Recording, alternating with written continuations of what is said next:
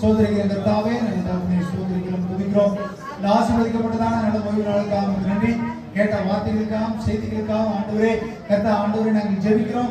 கர்த்தர் ஆண்டவர் சொன்ன அறிவிப்புகள் ஆண்டவரே ஸ்தோத்திர கர்த்தர் அதை கேட்டிருக்கிறீர். கர்த்தர் ஆண்டவரே ஏற்ற வேலை நேரத்துல கர்த்தர் அதை எங்களுக்கு வாய்க்க பண்ணுங்க. இந்த நாளை பரிசுத்த ஆவியானவர் இடைப்பட்டு கர்த்தர் ஆண்டவரே சபைக்கு என்ன பேச சுத்தம் வைத்திருக்கிறீரோ கர்த்தர் பேசுங்க, நாங்கள் கேட்கிறோம். தேவ சமாதான கிருபை இருக்கட்டும், பரிசுத்த ஆவியானவர் வழிநடத்தல் பாதுகாப்பு இருக்கட்டும். கர்த்தர் பெரிய காரியங்களை செய்து வழிநடத்துங்க, ஆசீர்வதிங்க.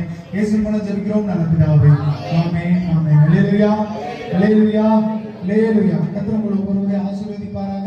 சகோதரன், இந்த நல்ல நாள்ல காலை வேளையில ஆராதனையில கலந்து கொள்கிற ஒவ்வொருவரையும் கர்த்தர் ஆசீர்வதிப்பார். இந்த நாள்ல சற்று தியானத்துக்காக ஜெபத்தை குறித்து நம்ம நாள்ல பேச போறோம்.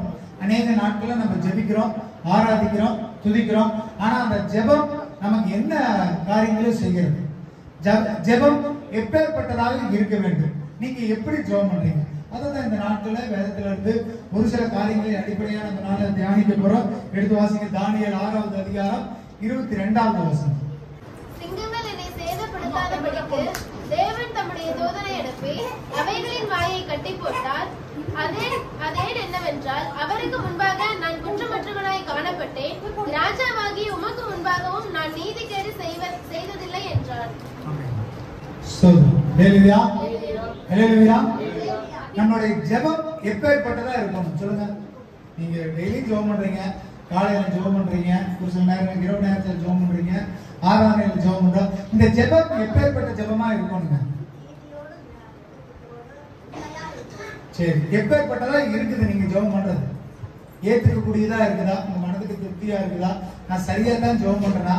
நான் நல்லா பண்ணிட்டு இருக்கேன்னா? எப்பேற்பட்டதா இருக்குது? ரெண்டே கேள்வி. எப்பேற்பட்டதா இருக்கணும், எப்பேற்பட்டதா இருக்குது. இந்த ரெண்டுக்கு பதில் தெரிஞ்சதுனாலே உங்கள் ஜெபம் அங்கீகரிக்கப்படும், ஏற்றுக்கொள்ளப்படும். அதுக்கு முக்கியமா அதுக்கு பதில் தரப்படும். அல்லேலூயா. இந்த இடத்துல வேதாந்தத்துல நிறைய பேர் ஜெபிச்சாங்க. இதை நம்ம அநேக நேரங்களில் தியானிச்சிருக்கிறோம். அதே போல பாத்தீங்கன்னா இந்த இடங்கள்ல நம்ம தியானிக்கக்கூடிய ஒரு நபர் தானியேல். அல்லேலூயா. தானியேல் ஒரு ஜெபத்தை செய்தார்னு சொல்லப்படுகிறது. அவர் எப்படி ஜெபம் பண்ணார்? அவருக்கு என்ன பதில் கிடைச்சது? அதான் நம்ம ஒரு ஜெபம் பண்றோம்னா அதுக்கு என்ன கிடைக்கணுங்க? ஒரு பதில் கிடைக்கணும். அப்ப தானியேல் எப்படி ஜெபித்தார்? அவருடைய ஜெபம் எப்பேற்பட்டதா இருந்தது? அவருடைய ஜெபம் எப்பேற்பட்ட நன்மைகளை செய்துங்கிறது நம்ம தெரிந்து கொள்ளணும். ஒரு உதாரணத்துக்கு நம்ம ஜெபத்துக்கு சொல்லும் போது எப்பவுமே வந்துட்டு தானியேல் என்னன்னு சொல்லுவோம்னா ஒரு பிரேயர் வாரியர்னு சொல்லுவோம், ஜெப வீரன் சொல்லுவோம். தானியேல் யாருங்க? ஜெப வீரன். என்னன்னா ஜெபத்திலேயே பெரிய காரியங்களை செய்தவர். அல்லேலூயா. வீரனுக்கு சக்தி வேணும்னு கேள்விப்பட்டிருக்கிறோம். நிறைய தற்காப்பு கலை தெரிஞ்சிருந்தா தான் வீரன்னு சொல்றோம். நல்லா துப்பாக்கி ஏந்தி குடிச்சிருந்தா தான் வீரன்னு சொல்றோம். ஆனா ஜெபத்துல வீரனா இருக்க முடியுமா அப்படின்னு கேட்டா தானியேல் ஒரு உதாரணம். அல்லேலூயா.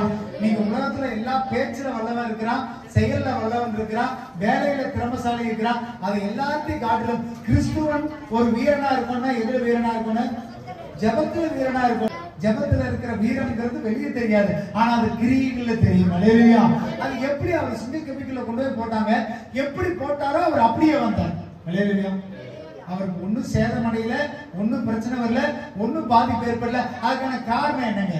அவர் எப்படி உள்ள போனாரோ அப்படியே வெளியே வந்தார். காரணம் என்ன?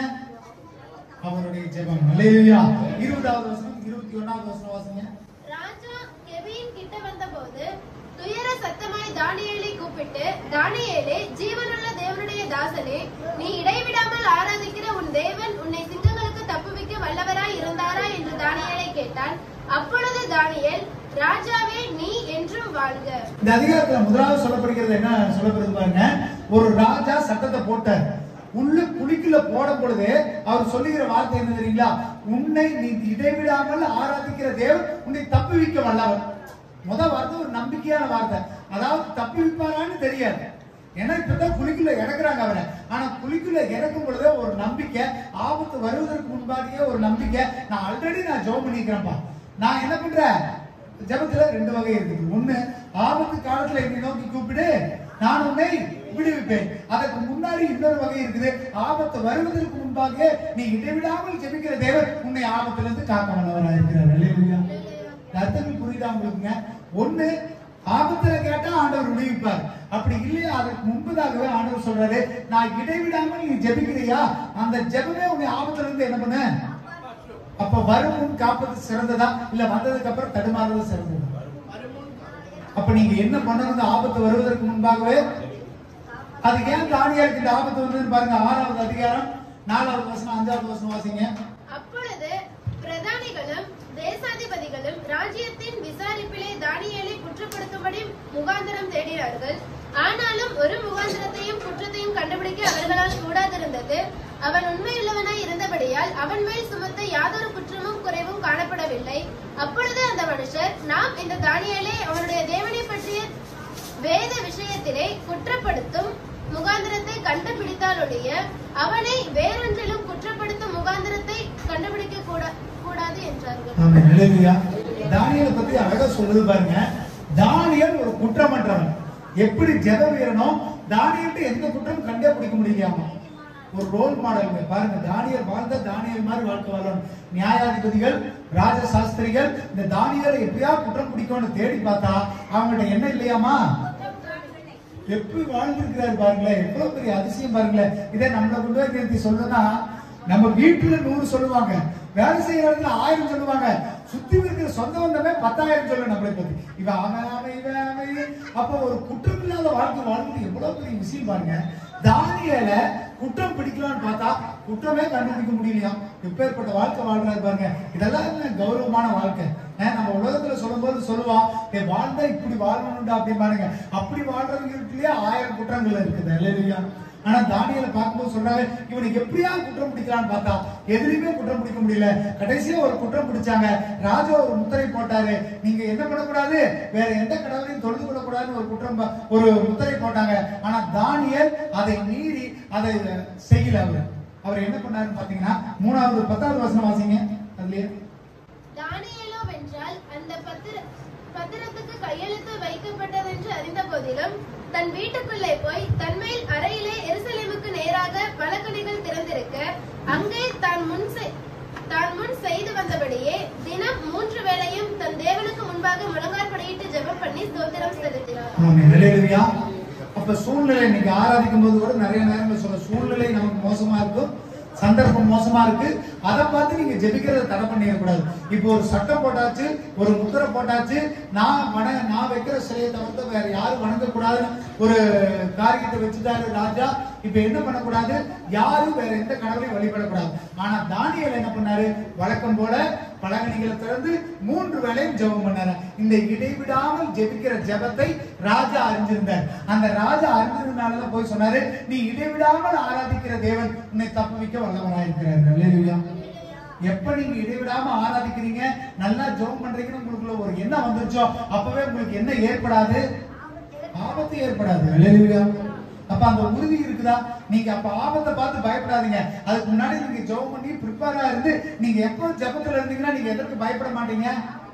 எப்பேற்பட்ட ஆபத்து வந்தாலும், எப்பேற்பட்ட சூழ்நிலைகள் வந்துட்டு மோசமா இருந்தாலும் இந்த இடங்கள் அப்படித்தான் இருந்தது. சுற்றி இருக்கிறவர்கள், ராஜா அரண்மனையில் இருக்கிறவங்க, நியாயாதிபதிகளை என்ன பண்ணாங்க, இவனை எப்படியா தண்டிக்கணும்னு நினைச்சாங்க. உங்களுக்கு அப்படித்தான் இருக்கும். வேலை செய்கிற இடத்துல போராட்டம் இருக்கும், குடும்பத்துக்குள்ள போராட்டம் இருக்கும், சொந்த பந்தங்கள் போராட்டம் இருக்கும், நண்பர்கள் உங்களை விரோதிப்பாங்க. இது எல்லா உங்களுக்கு சூழ்நிலை கட்டாயம் வரும். உங்களை குற்றம் உள்ளவனா மாட்டுவாங்க, உங்களை தூக்கி கூண்டுக்குள்ள போடுவாங்க. ஆனால் அந்த ஆபத்து உங்களை என்ன பண்ணாது, அணுகவே அணுகாது. காரணம் என்ன, அவர்கள் இடைவிடாமல் ஜெபிப்பவர்கள். நீங்க அப்படி ஒருவேளை இடைவிடாமல் ஜெபிக்கிறவங்களா இருந்துட்டீங்கன்னா, 3 வேளை ஜெபிக்கிறவங்களா இருந்துட்டீங்கன்னா, வழக்கம் போல ஜெபிக்கிறவங்களா இருந்துட்டீங்கன்னா, உங்களை ஒரு நாள் ஒருபோதும் தீமை என்ன பண்ணாதுங்க, அணுகவே அணுகாது. 16வது வசனம் வாசிங்க. அப்பொழுது ராஜா கட்டளையிட அவர்கள் தானியேலை கொண்டு வந்து அவனை சிங்கங்களின் கெபியிலே போட்டார்கள். ராஜா தானியேலை நோக்கி, நீ இடைவிடாமல் ஆராதிக்கிற உன் தேவன் உன்னை தப்புவிப்பார் என்றார்.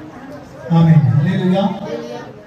இப்ப சிங்க கெபிக்குள்ள போட்ட ராஜா உள்ளுக்குள்ள போடும் பொழுது ஒரு வார்த்தை கொடுக்கிறாரு, ஒரு நம்பிக்கை கொடுக்கிறாரு. என்ன நம்பிக்கை, நீ இடைவிடாமல் ஜெபிக்கிற, உனக்கு எந்த ஆபத்து வராது. இந்த 16வது வசனத்துல வாசிக்கும் போது சொல்லப்படுகிறது, அவர் திரும்ப தானியேலோட சத்தத்தை கேட்டோன்னே அவர் சொல்றாரு, நீ இடைவிடாம ஆராதிக்கிற தகப்பன் உன்னை தப்பு வச்சாரா அப்படின்னு சொல்லி. அல்லேலூயா. அப்ப அந்த நம்பிக்கை பாருங்க, எவ்வளவு ஒரு உறுதி பாருங்க. அப்ப உங்களுக்கு இக்கட்டு வரக்கூடாதுன்னா நீங்க இடைவிடாமல் ஜெபிக்கணும். அல்லேலூயா. சொல்லுங்க, இக்கட்டு வரக்கூடாதுன்னா இடைவிடாமல் ஜெபம் பண்ணுங்க. இக்கட்டு வரக்கூடாதுன்னா இடைவிடாமல் ஜெபம் பண்ணுங்க. இதெல்லாம் நமக்கு ஒரு காரியங்க. வேதாந்தத்துல பாசிட்டு கதை நல்லா இருக்குது, தானியேல் பெரியாளு அப்படின்னு சொல்லிட்டு போறதுக்காக இல்ல, நம்ம அதை பார்த்து கற்றுக்கொள்வது அவசியமாக இருக்கிறது. அல்லேலூயா. ரொம்ப மோசமான சூழ்நிலை. தானியேலை தூக்கி சிங்கத்துக்குள்ள போடணுங்கிறது இல்ல, கூட இருக்கிறவங்களே தூக்கி உள்ள மாட்டோம். அல்லேலூயா. அப்ப உலகத்துல வாழும்போது உங்களுக்கு போராட்டம் இருக்குங்க, பிரச்சனை இருக்குங்க, பாடுகள் இருக்குங்க. பாடுகள் இல்லாத மனுஷன் யாராவது இருக்கானா? அந்த பாடுகள் இருந்து நீங்க தப்பி வைக்கப்படணும்னா நீங்க ஒரு வீரனா இருக்கணும். அந்த வீரனா இருந்தா போய் சிங்கத்துக்கிட்ட சண்டை போட முடியுமா? ஒரு சாதாரண வீரன் வெளியினா 10 பேர் தடிப்பான், அவனை 10 சிங்கத்துக்குள்ள போட்டா அந்த சிங்கத்தை அவனால கொல்ல முடியுமா? முடியாது. அப்ப உங்களுக்கு ஜெபம் தான் உங்களை பாதுகாக்குமோ தவிர உங்களுடைய வீரமோ உங்களுடைய பலனோ உங்களை பாதுகாக்காது. அல்லேலூயா. தானியேல் சிங்கத்தை கொல்ற அளவுக்கு பெரிய பலசாலி கிடையாது. அல்லேலூயா. ஆனா சிங்கத்தின் வாயை கட்டக்கூடிய ஜெப வீரன். அல்லேலூயா. கரங்களை தட்டி தேவனுடைய நாமத்தை. அப்ப சுயத்தால பலத்தால சாதிக்கணும்னு நினைக்கிறத விட ஜெபத்தால சாதிப்பதே சிறந்தது. அல்லேலூயா. சொல்லுங்க, சுயத்தால சாதிப்பதை விட ஜெபத்தால சாதிப்பதே சிறந்தது. அப்ப ஜெபம் எளிமையானதுங்க, ஆண்டவர் கற்றுக் கொடுத்ததுங்க. அது எப்பேற்பட்ட இக்கட்டுகளா இருந்தாலும் உங்களை விடுவிச்சு ரட்சிக்க கூடியதா இருக்குது. அல்லேலூயா. அப்ப முதலாவது நீங்க கற்றுக்கொள்ளணும், இக்கட்டுகள் இருந்து பாதுகாப்பதற்கு இடைவிடாமல் ஜெபிக்க வேண்டும். அல்லேலூயா. அப்ப முதலாவது உங்களுடைய ஜெபம் எப்பேற்பட்ட ஜெபமா இருக்கணுங்க? இடைவிடாமல் ஜெபிக்க வேண்டும், இரவும் பகலும் ஜெபிக்க வேண்டும், தினந்தோறும் ஜெபிக்க வேண்டும். தானியேல் 3 வேளை ஜெபிச்சாரா? வழக்கமாய் ஜெபித்தார்னு சொல்லப்படுகிறது. அல்லேலூயா. அப்ப உங்க வழக்கத்தை எக்காரணத்தை கொண்டு சூழ்நிலை பார்த்து என்ன பண்ணிருக்காங்க? மாத்திக்க கூடாது. நீங்க ஒருவேளை ஒரு நேரம் ஜெபிக்கிறவங்களா இருக்கலாம், 2 நேரம் ஜெபிக்கிறவங்களா இருக்கலாம், 3 நேரம் ஜெபிக்கிறவங்களா இருக்கலாம். உங்க பழக்கத்தை முதல்ல மாத்தாதீங்க. முடிஞ்சா இன்னும் அதிகம் தான் படுத்தணுமா தவிர உங்க ஜெபம் ஒரு நாளும் ஒருபோதும் என்ன பண்ணிருக்கூடாது? குறைத்து விடக்கூடாது. அப்படி பண்ற ஜெபத்தை ஆண்டவர் கேட்கிறார். இக்கட்டு வருகிற நேரங்கள்ல உங்களை விடுவித்து மீட்டு ரட்சிக்கிறார். அல்லேலூயா. அப்ப ஜெபிப்பது அவசியம். அந்த ஜெபம் எப்பேற்பட்ட ஜெபமா இருக்கணும்? எந்த சூழ்நிலையும் எந்த பிரச்சனையும் எப்பேற்பட்ட இக்கட்டுகள் வந்தாலும் உங்களை பாதுகாக்கிறதா இருக்கணும். என் ஓனர் இதை சொல்லிட்டாருங்க, என் முதலாளி இதை சொல்லிட்டாருங்க, ரொம்ப பிரச்சனைக்கு நீங்க பயப்படக்கூடாது. எப்பேற்பட்ட சூழ்நிலை வந்தாலும் அந்த இக்கட்டுல இருந்து பாதுகாக்கக்கூடியதா இருக்கணும் ஜெபம். இல்லையா? அந்த நம்பிக்கை முதல்ல உங்களுக்குள்ள வளர்த்துங்க. அந்த நம்பிக்கை உங்களுக்குள்ள வரணும்னா நீங்க அந்த அளவுக்கு ஜெபிக்கிறீங்களான்னு உங்களை கேட்டுக்கீங்க. இல்லையா?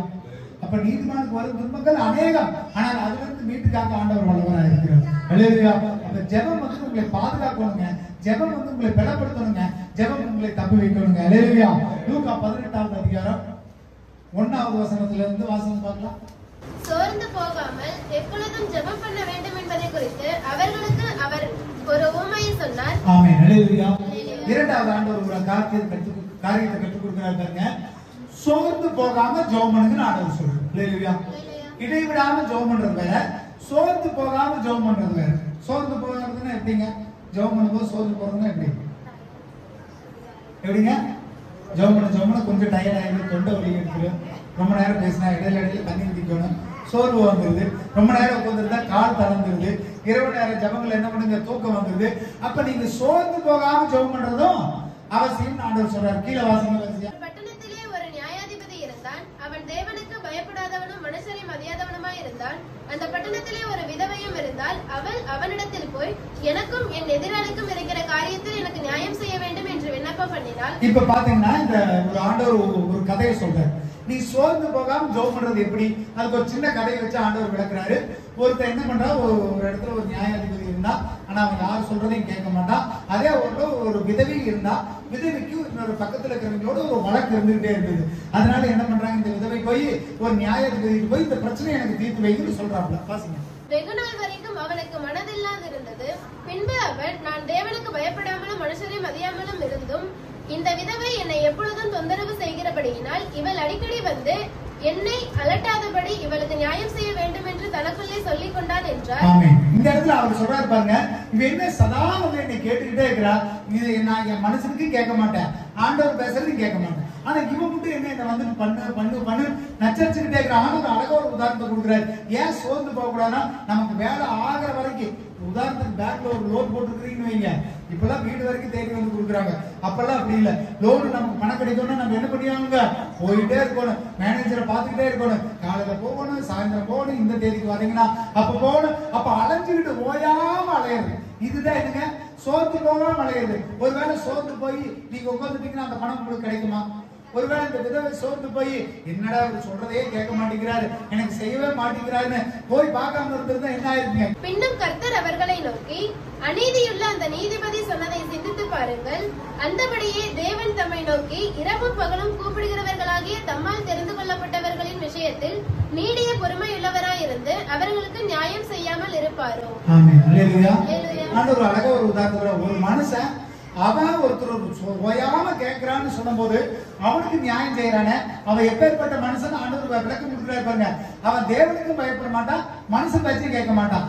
அவங்ககிட்டயே போய் தொடர்ந்து கேட்கும் பொழுது அவன் மனவரைக்கு செய்யறானா, ஆண்டவரை நோக்கி விண்ணப்பம் பண்ணி நீங்க சோர்ந்து போகாம விண்ணப்பம் பண்ணி இரவு பகல ஆண்டவர்கிட்ட கேட்டா உங்களுக்கு நீதி செய்யாம நான் போகணும்னு ஆண்டவர் கேட்கிறேன். இல்லையா? அப்ப நீங்க ஒரு விஷயத்தை புரிஞ்சு கொள்ளணும். ஒரு விஷயம் நடக்கல, ஒரு விஷயம் தாமதமாகுது, ஒரு விஷயம் லேட் ஆகுதுன்னு விட்டுறக்கூடாது. நீங்க சோர்ந்து போகாம புடிச்ச புடியா இருக்கணும். அல்லேலூயா. இந்த விதவைக்கு வேலையாகும். ஆனா இவனுடைய பார்வைக்கு அது என்னவா இருந்தது? அது இல்ல. அந்த வார்த்தை சொல்லுங்க, என்ன புரியுது? தொந்தரவு பண்ணிட்டு இருக்கிறாளா? அப்ப உங்களுடைய ஜெபம் நிறைய நேரங்களில் தொந்தரவு பண்ணக்கூடிய ஜெபமா இருக்கணும். யாருங்க அப்படி இருக்குதுங்க? யாக்கோபு கிட்ட தூதன் என்ன பண்ண முடியலையாமா? மேற்கொள்ள முடியல, விட்டவே மாட்டேங்கிறார். அவர் ஓயாம நீ இப்படியே ஜெபம் பண்ணிட்டு இருக்கிறிய, என்னால முடியல. அவனுடைய ஜெபம் எப்படி இருந்ததுங்க? தேவதூதனுக்கு தொந்தரவா போச்சு. என்னடா விடவே மாட்டேங்கிறான், விட்டா ஓடிடுறான்னு பார்த்தா விட முடியாத அளவுக்கு அப்புறம் ஜெபம் எப்படி இருக்கணுங்க? அவ்வளவு விடாப்பிடியா இருக்கணும். அதான் ஆண்டவர் சொல்றாரு. ஒரு சாதாரண மனுஷன், ஒரு ஸ்திரீ கேட்கிறா, அதை போய் அவன் இறங்கி செய்யறானே, நான் உனக்கு செய்யாம இருக்கணும் அப்படிங்கிறாரு. அல்லேலூயா. அப்புறம் இரண்டாவது, நம்மளுடைய ஜெபம் சோர்வுள்ள ஜெபமா இருக்கக்கூடாது. அல்லேலூயா.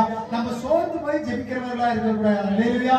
நமக்கு அநேக நேரங்களில் சோர்வு உண்டுங்க, விளைவின உண்டுங்க. மனுஷனா இருக்கிறவனால எவ்வளவு நேரம் பண்ண முடியுங்க?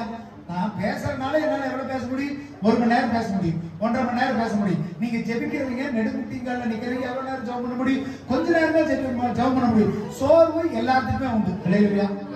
சோர்வு இல்லாத மனுஷர்கள் யாராவது இருக்கிறாங்களா? சோர்வு இல்லாத மனுஷர்கள் யாருமே இல்ல.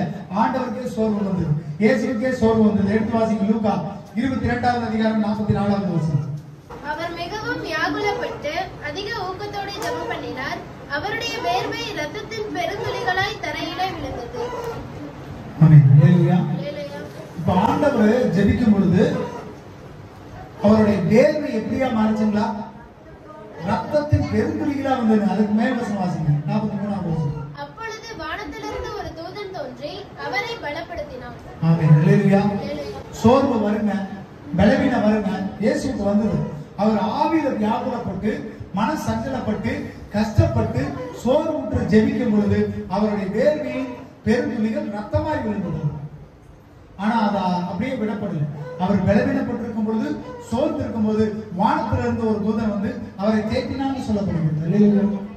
அப்ப நீங்க சோர்ந்து போனா உங்களுடைய மாம்ச சரீரத்துல மேற்கொள்ளணும்னு நினைக்காதீங்க.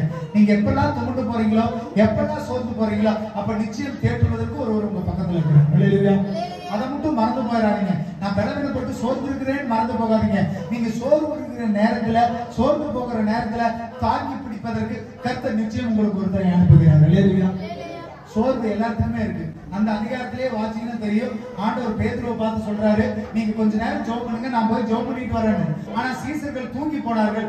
அப்ப உங்களுக்கு சோர்வு உண்டுங்க, அசதி உண்டு. காலையில இருந்து வேலைக்கு போயிட்டு வரீங்க, சோர்வா தான் இருக்கும், ஜெபிக்க வர முடியாது, பலவீனமா தான் இருக்கும். ஆனால் அந்த சோர்ந்து போற நேரத்துல நிச்சயம் தேவதூதன் வந்து, ஆண்டவருடைய வார்த்தை வந்து உங்களை நிச்சயம் தாங்கி பிடிக்கும். அல்லேலூயா. அதனால சோர்வா இருக்குன்னு விட்டுறாதீங்க. நீங்க சோர்வு இருக்கிற நேரத்துல கர்த்தர் உங்களை தாங்கி பிடிக்க வல்லவராக இருக்கிறார். அல்லேலூயா. அப்ப இந்த இடத்துல 45வது வசனம் 46வது வசனம் வாசிங்க. அவர் ஜெபம் பண்ணி முடித்து எழுந்திருந்து தம்முடைய சீஷரிடத்தில் வந்து அவர்கள் தூக்கத்தினாலே நித்திரை பண்ணுகிறதை கண்டு, நீங்கள் நித்திரை பண்ணுகிறது என்ன? சோதனைக்கு உட்படாதபடிக்கு எழுந்திருந்து ஜெபம் பண்ணுங்கள் என்றார். ஆமென். அல்லேலூயா. அடுத்தது இரண்டாவது நீங்க கத்துக்கொள்ளணும்னா, சோதனை வரக்கூடாதுன்னா எப்படி ஜெபம் பண்ணணுங்க? சோர்ந்து போகாமல் ஜெபிக்க வேண்டும். அல்லேலூயா. சீசர்கள் சோர்ந்து போயிட்டாங்க. ஆனா ஆண்டவர் சொல்றாரு, உங்களுக்கு சோதனை வரப்போகுது, பிரச்சனை வரப்போகுது, நம்ம பூமியில இருக்கும் பொழுது பாடுகள் வரப்போகுது, பலவீனங்கள் வரப்போகுது. அப்ப சோதனை வரக்கூடாதுன்னா சோர்ந்து போகாமல் ஜெபிக்க வேண்டும். அல்லேலூயா. சொல்லுங்க, சோதனை வரக்கூடாதுன்னா சோர்ந்து போகாமல் ஜெபிங்க. சோதனை வரக்கூடாதுன்னா சோர்ந்து போகாமல் ஜெபிங்க. அல்லேலூயா. இக்கட்டு வரக்கூடாதுன்னா எப்படி ஜெபிக்கணும்? சோர்ந்து போக சோதனை வரக்கூடாதுன்னு எப்படி ஜெபிக்கணும்? அப்ப இதெல்லாம் நீங்க கற்றுக்கொள்ள வேண்டியது அவசியம். அல்லேலூயா. நம்மளுடைய ஜெபிக்கிற ஜெபம் ஏதோ ஒரு காரியத்தை செய்யணும், ஏதோ ஒரு கிரியை செய்யணும். நம்ம சோர்ந்து போகிற நேரத்துல, தள்ளாடுகிற நேரத்துல, பலவீனப்படுகிற நேரத்துல நிச்சயம் நம்மளை தூக்கி பிடிக்க கர்த்தர் நம்ம பக்கத்துல இருக்கிறார். ஆனா நம்ம போதுண்டா, இவ்வளவு நேரம் ஜெபம் பண்ணா போதும், ரொம்ப டயர்டா இருக்கு அப்படின்னு படுத்துட்டீங்கன்னா சோதனைக்காரன் வந்து என்ன பண்ணுவான்? உங்களை மேற்கொள்ளுவான். சோதனை இருக்கிற நேரத்துல, பாடுகள் இருக்கிற நேரத்துல தாங்கி பிடிக்க கர்த்தர் இருக்கிறார். ஆனா ஜெபிக்க வேண்டியது உங்களுடைய கடமை. அல்லேலூயா. அப்ப இரண்டாவதா நீங்க தெரிந்து கொள்ள வேண்டியது சோர்ந்து போகாமல் ஜெபிக்கிறவர்களாக இருக்க வேண்டும். அல்லேலூயா. அடுத்த வசனம் வாசிங்க. 1 சாமுவேல் 1வது அதிகாரம் 15வது வசனம் வாசிங்க. அதற்கு அல்லாஹ் பிரதியுத்தரமாக, அப்படியல்ல என் ஆண்டவனே, நான் மனக்கிலேசம் உள்ள ஸ்திரீ, நான் திராட்சரசமாகிலும் மதுவாகிலும் குடிக்கவில்லை, நான் கர்த்தருடைய சந்நிதியில் என் இதயத்தை ஊற்றிவிட்டேன். ஆமென். அல்லேலூயா. இந்த சோர்ந்து போகாமல் ஜெபிக்கிறதுக்கு இன்னொரு உதாரணம் சொல்லணும்னா, அண்ணா இன்னைக்கு பாடம் பாடும்பொழுது கூட அவங்க சொன்னாங்க. அப்ப சோர்ந்து போகாமனா இந்த அண்ணாவுக்கு வெகு காலமா குழந்தை இல்லை, எனக்கு குழந்தை இல்லையேன்னு விட்டுட்டு போயிருந்தா என்ன இருக்குங்க? ஒன்றும் நடந்திருக்காது. ஆனா அண்ணால் என்ன பண்றா? இறுதியத்துல ஆண்டவருடைய சமூகத்துல கூட்டுறேன், நான் மன கிளேசம் உள்ள ஸ்திரீன்னு சொன்னாங்க. 12வது வசனம் வாசிங்க. அவள் கர்த்தருடைய சந்நிதியில் வெகு நேரம் விண்ணப்பம் பண்ணுகிற போது ஏலி அவள் வாயை கவனித்துக் கொண்டிருந்தான். அல்லேலூயா. அப்ப நீங்க சோர்ந்து போகாம ஜெபிக்கிறதுக்கு அண்ணாதும் ஒரு உதாரணம். இல்லையா? அவங்க சோர்ந்து போயிருக்கிற நேரத்துல, துவண்டு போயிருக்கிற நேரத்துல தன்னுடைய இருதயத்துல ஊற்றினாங்க. இல்லையா? அப்ப சோர்வு நமக்கு பலவீனம், நமக்கு சுகவீனம், நமக்கு நம்மளால எப்படி சத்துவமா இருக்க முடியல. ஆனா ஆண்டவர் சொல்றாரு, நீ சோர்ந்து இருக்கிற நேரங்கள்ல, பலவீனமா இருக்கிற நேரங்கள்ல எப்படி அந்த விதவை போய் அந்த நியாயாதிபதி கிட்ட விடாம தொந்தரவு பண்ணாலும், எப்படி அண்ணால் பாத்தீங்கன்னா எனக்கு குழந்தை இல்லைன்னு சொல்லி மன கிளேசத்தோட தொடர்ந்து ஜெபம் பண்ணாங்களோ, அப்படி ஜெபம் பண்ணும் பொழுது அந்த சோர்ந்து இருக்கிற நேரங்கள்ல, அந்த பலவீனப்பட்டு இருக்கிற நேரங்கள்ல, சோதனை ஏற்படுகிற நேரங்கள்ல அந்த ஜெபம் அண்ணாளுக்கு ஒரு குழந்தை கொடுத்தது. அல்லேலூயா. அப்ப நீங்க எந்த விஷயம் நடக்கலைன்னு விட்டுட்டு போயிடாதீங்க. அந்த விஷயம் நடப்பதற்கு நீங்க தொடர்ந்து ஜெபிப்பது கடமை, கட்டாயம். அல்லேலூயா. அப்ப நீங்க தொடர்ந்து ஜெபம் பண்ணுங்க. உங்களுடைய சோர்வு இருக்கிற நேரங்கள்ல என்ன பண்ணுங்க? சோர்ந்து போகாமல் ஜெபம் பண்ணுங்க. அல்லேலூயா. நீங்க என்னைக்குமே நம்ம மனம் தளர்ந்து நிறைய நேரங்களை விட்டுறோம். இது இவ்வளவுதான், இதுக்கு மேல இந்த விஷயம் நடக்காதுன்னு நினைக்கிறோம். அதை மட்டும் நீங்க செய்யாதீங்க. கட்டாயம் சோர்ந்து போகாமல் ஜெபிப்பது அவசியம். அல்லேலூயா. 3வது ஒரு வார்த்தையை எடுத்து வாசிங்க. அப்போஸ்தலர் 12வது அதிகாரம் 5வது வசனத்திலிருந்து 10வது வசனம் வரைக்கும் வாசிங்க. அப்படியே பேதுரு சிறைச்சாலையிலே காக்கப்பட்டிருக்கையில் சபையார் அவனுக்காக தேவனை நோக்கி ஊக்கத்தோட ஜெபம் பண்ணினார்கள். ஏதாவது அவனை வெளியே கொண்டு வரும்படி குறிப்பிட்ட நாளுக்கு முந்தின நாள் ராத்திரியிலே பேதுரு 2 சங்கிலியினாலே கட்டப்பட்டு 2 சேவகர் நடுவே நித்திரை பண்ணி கொண்டிருந்தான். காவல்காரரும் பதம் என்று சிறைச்சாலையை காத்துக் கொண்டிருந்தார்கள். அப்பொழுது கர்த்தருடைய தூதன் அங்கே வந்து நின்றான். அறையிலே வெளிச்சம் பிரகாசித்தது. அவன் பேதுருவை விழாவிலே தட்டி, சீக்கிரமா எழுந்திரு என்று அவனை எழுப்பினான். உடனே சங்கிலிகள் அவன் கையில் இருந்து விழுந்தது. தூதன் அவனை நோக்கி, உன் அறையை கட்டி உன் பாத்திரச்சைகளை தொட்டுக் கொண்டிருந்தான். அவன் அந்தபடியே செய்தான். தூதன் பின்னும் அவனை நோக்கி, உன் வஸ்திரத்தை போட்டுக் கொண்டு என் பின்னே வா என்றான். அந்தபடி அவன் புறப்பட்டு அவனுக்கு பின் சென்று தூதனால் செய்யப்பட்டது வெளியொன்று அறியாமல் தான் ஒரு தரிசனம் காண்கிறதாக நினைத்தான். அவர்கள் 1ஆம் காவலையும் 2ஆம் காவலையும் கடந்து நகரத்திற்கு போகிற இருப்பு கதவண்டையிலே வந்தபோது அது தானாய் அவர்களுக்கு திறமுட்டது. ஆமென். அல்லேலூயா.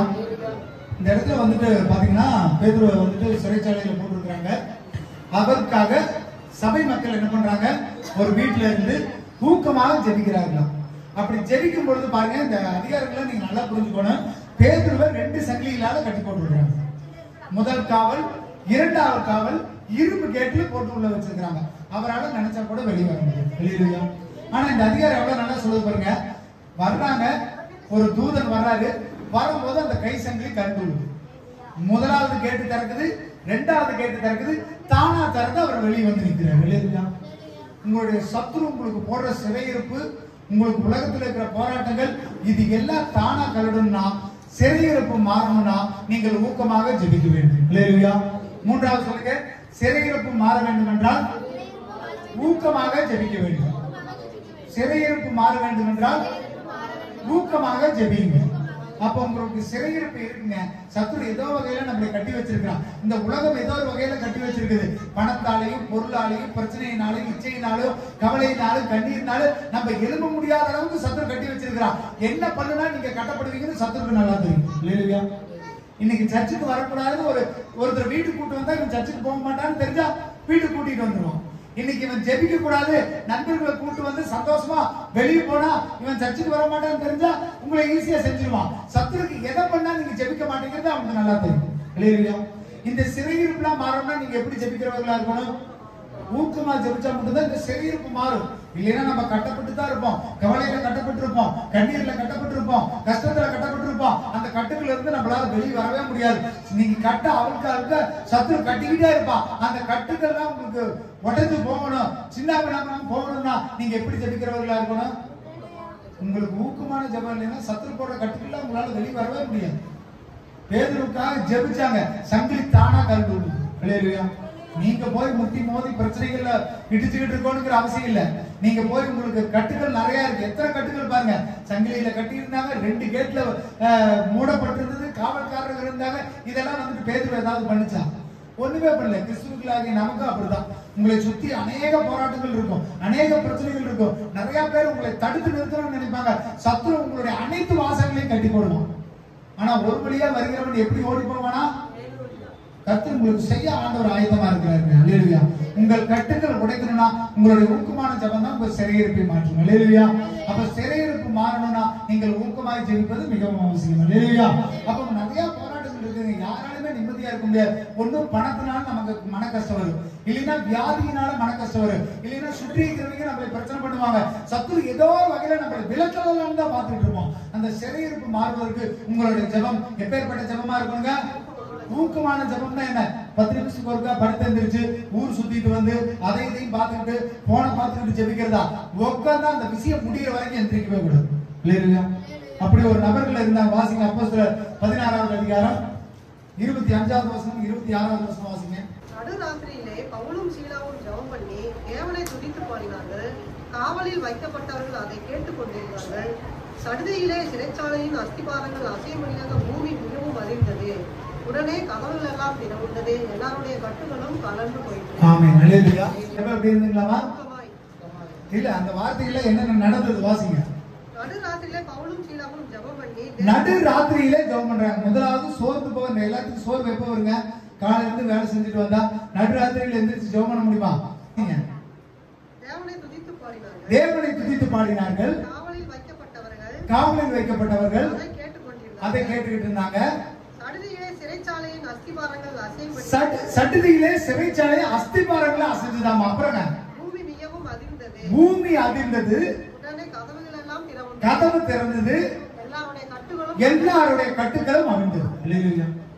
எப்படி பாருங்க. அப்ப ஜெபிக்கிற ஜெபமும் அப்படி இருக்கணும். அந்த ஊக்கமான ஜெபம் நமக்கே ஒண்ணும் செய்ய மாட்டேங்குது. இது பக்கத்துல இருந்த கட்டுக்கெல்லாம் உடச்சு வச்சாமா. இல்லையா? எப்பேற்பட்ட ஜெபம் பாருங்க. அப்ப நீங்க ஜெபிக்கிற ஜெபம் உங்களுடைய சிறையிருப்பு மாறணுங்க. அதே நான் கிறிஸ்தவனா இருக்கிறேன், ஞானஸ்நானத்தை எடுத்துட்டேன், ரட்சிக்கப்பட்டுட்டேன், அதே போராட்டம் அதே பிரச்சனைகள் இருந்தா அப்புறம் கிறிஸ்தவனா வாழ்றதுல என்ன அர்த்தம்? உங்க ஜெபம் கேட்கப்படுகிறதா? உங்க ஜெபம் எப்பேற்பட்டதா இருக்கணும்? நீங்க சிந்திச்சு பாருங்க. உங்களுடைய ஜெபத்தினால உங்க சிறையிருப்பு மாறணுங்க. பவுலும் சீலாவும் என்ன பண்ணாங்க? ஜெபிக்கிற ஜெபம் கட்டுகள் உடைந்துதான். மேல் வசனத்தை வாசிங்க. 23வது வசனம் 24வது வசனம். அவர்களை அநேக அடி அடித்த பின்பு சிறைச்சாலையிலே வைத்து அவர்களை பத்திரமாய் காக்கும்படி சிறைச்சாலைக்காரனுக்கு கட்டளையிட்டார்கள். அவன் இப்படிப்பட்ட கட்டளையை பெற்று அவர்களை உட்காவலறையிலே அடைத்து அவர்கள் கால்களை தொழுமரத்திலே மாட்டி வைத்தார். ஆமென். அல்லேலூயா. எப்படி பவுல் சீலாவை நான் உட்கார்ந்து ஜெபம் பண்ணாங்களா? எப்படி ஜெபம் பண்ணாங்க? எப்படி? கட்டி வச்சு அடிச்சு தலையில தொங்கிட்டதுக்கு அப்புறம் அவங்க ஜெபிச்சாங்க. அவங்களோட ஜெபம் எப்படி? டயர்டா இருந்ததா? சோர்வா இருந்ததா? பலவீனம் மட்டும் போயிட்டாங்களா? ரத்தம் ஒழுகுது, தலைகீழா இருந்துட்டு இருக்கிறாங்க. அவங்க ஜெபிச்ச ஜெபத்துல சிறைச்சால ஆடிச்சா. எங்க ஜெபத்துக்கு இதுக்கு மேல ஒரு மிகப்பெரிய உதாரணம் வேற இருக்க வேண்டும். அப்ப நீங்க எப்படி ஜெபம் பண்ணிக்கிறீங்க? உங்களை நீங்களே கேள்வி கேட்டுங்க. அப்படி ஜெபிச்சவங்க வாழ்க்கையில வெற்றி இருந்தது. அப்படி ஜெபிச்சவங்க வாழ்க்கையை வெற்றியா வாழ்ந்தாங்க. அப்படி ஜெபிச்சவங்க வாழ்க்கையில மிகப்பெரிய ஒரு அற்புதத்தை பார்த்தது. அல்லேலூயா. இப்ப நீங்க ஜெபிக்கிற ஜெபம் வந்துட்டு ஒரு விடுதலை கொடுக்கணுங்க. உங்களுக்கு வாழ்க்கை வெற்றி சேர்க்க பண்ணணுங்க. உங்க வாழ்க்கையில ஒரு பெரிய மாற்றத்தை கொண்டு பண்ண வேண்டும். அல்லேலூயா. நீங்க ஒரு சாதாரண விஷயம் செஞ்சுட்டு வந்தா காலையில இருந்து 6 மணிக்கு வேலைக்கு போயிட்டு 6 மணிக்கு வந்தாலே நமக்கு என்ன இருங்க? பயங்கர டயர்டு, பலவீனம். பவுல் சீலா மாதிரி ரத்தத்தை உருக்கி கை காலை கட்டி தலைகளை தொங்க போட்டு நீங்களே ஜெபம் பண்ணுவீங்களா? நான் அநேக நேரத்துல நானே யோசிச்சது உண்டு. சரி பாவம், அவர் காலையில இருந்து வேலை செஞ்சுட்டு வர்றாரு, அவரால் ஜெபத்துக்கு வர முடியாது. ஆனா நீங்க தெரிஞ்சுக்க, பவுல் சீலாவை எப்படி ஜெபம் பண்ணாங்க? உட்கார்ந்துட்டு ஜெபம் பண்ணாங்களா? வேலை செய்யறது கஷ்டமா, அடிக்கப்பட்டு ரத்தம் செஞ்சு தலைகளை தொங்கப்படுறது கஷ்டமா? சொல்லுங்க ஸ்டீபன் அண்ணா, எது கஷ்டம்? இன்னைக்கு உங்களை காலையில 6 மணிக்கு கூட்டு போய் 6 மணி வரைக்கும் வேலை செஞ்சு சம்பளம் 1500 ரூபாய் கொடுத்து அது கஷ்டமா? இல்ல ஸ்டீபன் இன்னைக்கு நீ வேலை செய்ய வேண்டாம், உன்னை கை காலை கட்டி தலைகளா தொங்க விட்டுறேன், காலையில இருந்து அடிப்பேன், ரத்தம் சொட்ட சொட்ட இருக்கு, இதுல 2 எது உங்களுக்கு கஷ்டம்? அப்ப இனிமேல் சொல்லுவீங்களா எனக்கு வேலை செய்யறது கஷ்டம், நான் காலையில 6 மணிக்கு போன 6 மணிக்கு வந்த ஜெபத்துக்கு வர முடியாதுன்னு சொல்லுவீங்களா? நான் இதை பிளான் பண்ணி எல்லாம் பேசல, ஜெபிக்கும் போது ஆண்டவர் இன்னொருத்தராவது சொல்றேன். ஏன்னா நானே நினைச்சுக்கிட்டேன் கஷ்டம் தான், ஆனா இதை விட கஷ்டம் நமக்கு உண்டா? சொல்லுங்க பார்க்கலாம். அவங்க கஷ்டப்பட்டு அடிக்கப்பட்டு பிற்கப்பட்டு தலைகளா தொங்குட்ட நேரத்தில் அவர்கள் ஊக்கமாக ஜெபித்தார்கள். அந்த ஊக்கமான ஜெபம் தான் சிறையிருப்பை மாட்டுச்சு, அது அவர்களுக்கு நன்மை கொண்டு. அப்ப உங்க வாழ்க்கையில சிறையிருப்பு இருக்குது, போராட்டம் இருக்குதா இல்லையா? எல்லாத்து வாழ்க்கையிலும் இருக்குதா இல்லைங்களா?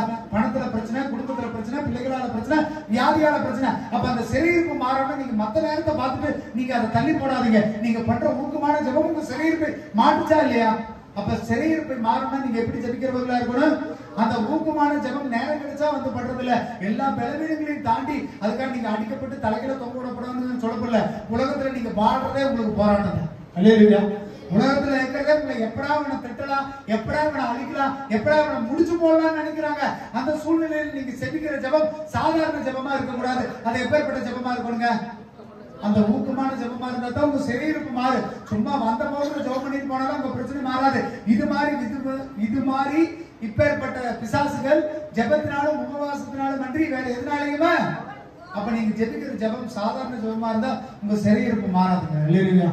அப்ப நீங்க ஜெபிக்கிறது ஒரு பெரிய காரியத்தை செய்யணும், ஒரு பெரிய மாற்றத்தை உண்டு பண்ணணும். அந்த ஜெபம் தான் உங்க வாழ்க்கையை மாற்றும். அல்லேலூயா. மத்தேயு 21வது அதிகாரம் 22வது வசனம் வாசிங்க. மேலும் நீங்கள் விசுவாசம் உள்ளவர்களாய் ஜெபத்திலே எவைகளை கேட்பீர்களோ அவைகளை எல்லாம் பெறுவீர்கள் என்றார். ஆமென். அல்லேலூயா. அப்ப நீங்க விசுவாசமா ஜெபத்துல நீங்க எதை கேட்டாலும் என்ன பண்ணுவீங்க? கட்டாயம் பெற்றுக்கொள்வீர்கள். அல்லேலூயா. அப்ப ஜெபம் வந்துட்டு கடமைக்காக செய்யறதுல உங்களை வாழ்க்கையை மாற்றக்கூடியதா இருக்கும். அல்லேலூயா. சொல்லுங்க, ஜெபம் கடமைக்காக அல்ல, வாழ்க்கையை மாற்ற வேண்டும். அப்ப உங்க வாழ்க்கை மாறி இருக்கா நீங்களே கேட்டுக்கணும். இல்லையா? உங்க வாழ்க்கையை மாற்றக்கூடிய ஜெபமா இருக்கணும். அந்த ஜெபம் எப்பேற்பட்டதா இருக்கணும்? முதலாவது என்ன சொன்னேன் நானு? இடைவிடாமல் ஜெபிக்கணும். இரண்டாவது சோர்ந்து போகாமல் ஜெபிக்கணும். மூணாவது ஊக்கமாய் ஜெபிக்க வேண்டும். இல்லையா? இந்த ஜெபங்கள்லாம் உங்க வாழ்க்கையை கட்டாயம் மாற்றணுங்க. சிறையிருப்பு மாறணும், போராட்டங்கள் மாறணும், சோர்வு மாறணும், பலவீனங்கள் மாறணும். ஏதாவது வாழ்க்கையில ஒரு அற்புதத்தை செய்யக்கூடிய ஜெபமா இருக்கணும். அல்லேலூயா. ரோமர் 12வது அதிகாரம் 12வது வசனம் வாசிங்க. நம்பிக்கையிலே சந்தோஷமாய் இருங்கள், உபத்திரவத்திலே பொறுமையாய் இருங்கள், ஜெபத்திலே உறுதியாய் தரித்திருங்கள். ஆமென். அல்லேலூயா. ஒரு நல்ல ஒரு அட்வைஸ் சொல்றாரு பாருங்க. உபத்திரவம் வந்தா நீ எப்படி இரு? பொறுமையா இருங்க. உன்னோட உபத்திரவ காலம் நிச்சயமா இருக்கும்.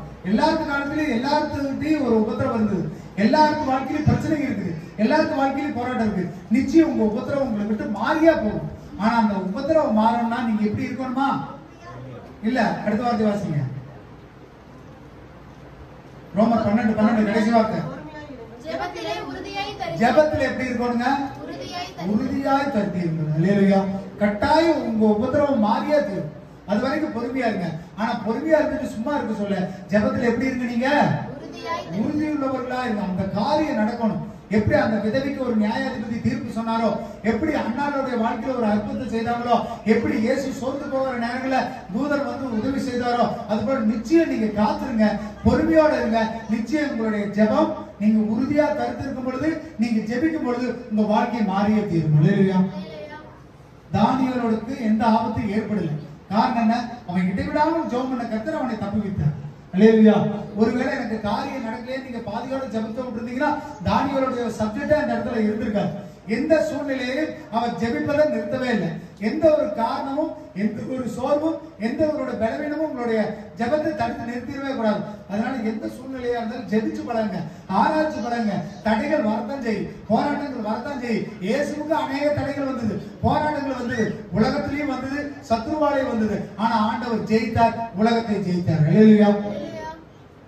அவரால் முடியும்னா நிச்சயம் நம்மளால முடியும். அந்த பாதைகளை கற்றுக் கொடுத்துட்டு போயிருக்கிறார். அநேக தீர்க்கதரிசிகள், அநேக அப்போஸ்தலர்கள், அநேக சீசர்கள் அவர்கள் ஜெயிச்சதுக்கு காரணம் என்ன தெரியுங்களா? அவர்களுடைய ஜெபம் உறுதியா இருந்தது, ஜெபத்துல தரித்திருந்தார்கள், இடைவிடாமல் ஜெபம் பண்ணார்கள். இடைவிடாமல் ஜெபிக்கிற ஆராதனை அவர்கள் எல்லா பிரச்சனைகளுக்கும் மீட்டு ரட்சித்தது. அல்லேலூயா. அப்ப இப்ப ஜெபிக்கிறோம் போறோங்கிறது கிடையாது. அந்த ஜெபம் உங்க வாழ்க்கையை நிச்சயம் மாற்ற வேண்டும். அல்லேலூயா. அதனால ஜெபத்துல உறுதியா தருத்துங்க. ஆண்டவர் சொன்ன வார்த்தை ஒரு நாள் மாறாது. ஜெபிச்சா வெற்றி பெறுவீர்கள் என்பது நமக்கு தெரிஞ்சது. ஆனா ஜெபிக்கத்தான் நம்மளால முடியுது. அல்லேலூயா. அந்த ஜெபம் ஏனாதானு இருக்க கூடாது. அந்த ஜெபத்துல ஒரு வல்லமை இருக்கணும். எப்படிங்க எலியா ஜெபிக்கும் பொழுது என்னாச்சுங்க, வானத்துல இருந்து அக்கினி இறங்கி எல்லாத்தையும் பச்சுக்கிட்டு போட்டுச்சாமா. அப்ப உங்களோட ஜெபம் சாதாரண ஜெபமா இருக்க கூடாதுங்க. ஜெபத்துல ஒரு அற்புதத்தை நீங்க பார்த்தாகணும். அல்லேலூயா. அந்த அற்புதம் பார்க்கிற வரைக்கும் நீங்க ஜெபத்தை என்ன பண்ண கூடாதுங்க.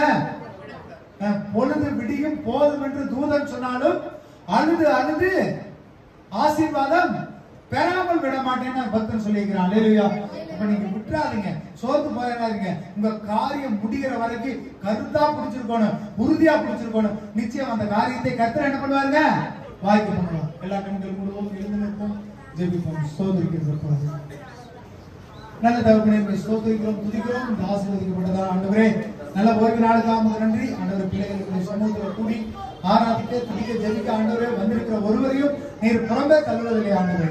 இந்த நாள்ல நாங்க ஜெபிக்கிற ஜெபம் ஏதோ பெயர் கிறிஸ்தவர்களா பேருக்கு இல்லாதபடி எங்களுடைய ஜெபம் ஆண்டவரே வல்லமையுள்ள ஜெபமாய் ஆண்டவரே, எங்களுடைய ஜெபம் ஆண்டவரே எங்களுடைய கட்டுக்களை நீக்குகிற ஜெபமாய் ஆண்டவரே, எங்களுடைய ஜெபம் சிறையிருப்புகளை மாற்றுகிற ஜெபமாய், இக்கட்டு காலங்களில் ஆண்டவரே எங்களை பாதுகாக்கிற ஜெபமாய் இருக்கட்டும் ஆண்டவரே. நாங்கள் சோர்ந்து போகாதபடி விழித்திருந்து பலத்தோடு உற்சாகமாய் ஜெபிக்கிறவர்களாய் கர்த்தர் மாற்றுங்க. வந்த பிள்ளைகள் ஒவ்வொருவரையும் ஆசீர்வதிங்க. குடும்பங்கள் ஆண்டவரே அவங்க உற்றா உறவினர் நண்பர்கள் ஆண்டவரே ஸ்தோத்திரம். பிள்ளைகள் பெரியவர்கள் முதல் சிறியவர்கள் வரைக்கும் ஆண்டவரே குடும்பத்தில் ஒவ்வொருவரும் ஆசீர்வதிக்கப்பட்டிருக்கட்டும் ஆண்டவரே. பரத்துல இருந்து ஒத்தாசை அனுப்புங்க. கேட்ட வார்த்தையின் பிரகாரம் ஆண்டவரே நாங்க ஜெபிக்கிறவர்களாகவும் ஆராதிக்கிறவர்களாகவும் துதிக்கிறவர்களாக மாற்றுங்க ஆண்டவரே. பரத்துல இருந்து ஒத்தாசை அனுப்புங்க. கர்த்தாவே எங்களுக்குள்ள குறைகள் குற்றங்கள் அக்கிரமங்கள் பாவங்கள் மீறுதல்கள் இருந்தா தயவுந்து ஒரு விஷயம் மன்னிச்சு கர்த்தர் ஆண்டவரே எங்களை ஜெப வீரர்களாய் எழுப்புங்க ராஜா. தேசத்திற்காக ஜெபிக்கிறவர்களாய் ஆண்டவரே, திறப்பின் வாசல் நின்று ஜெபிக்கிறவர்களாய் கர்த்தர் ஆண்டவரே உமக்கு ஆண்டவரே ஸ்தோத்திரம் வழியை ஆயத்தம் பண்ணிக்கிறவர்களாய் மாற்றுங்க. தேவ சமாதானம் அன்பு தயவு கிருபை ஒவ்வொருவரை தாங்கி வழி நடத்திட்டு பாதுகாத்துக் கொள்ளட்டும். கர்த்தர் வந்த பிள்ளைகள் ஒவ்வொருவரையும் பேர் பெயரை தொட்டு ஆசீர்வதிங்க. மீதி இருக்கிற பகுதிகளை ஆண்டவரை கர்த்தர் பொறுப்படுத்திக் கொள்ளுங்க. இன்னும் மாலையில் நடக்கிற ஆராதனையில் ஆண்டவரே ஒருவரும் தடைபடாதபடி கர்த்தர் ஆண்டவரை ஸ்தோத்திரம் வர முடியாதவர்களே கர்த்தர் மாலை ஆராதனையை கூட்டி பாருங்க. தேவ பிரசன்னம் கிருபை ஒவ்வொருவரையும் தாங்கி வழி நடத்திட்டோம். கர்த்தாவே முழுமையாக கர்த்தர் அர்ப்பணிக்கிறோம். ஆசீர்வதிங்க, பொறுப்படுத்திக் கொள்ளுங்க. இயேசு மூலம் ஜெபிக்கிறோம் நல்ல பிதாவே. அல்லேலூயா, அல்லேலூயா, அல்லேலூயா.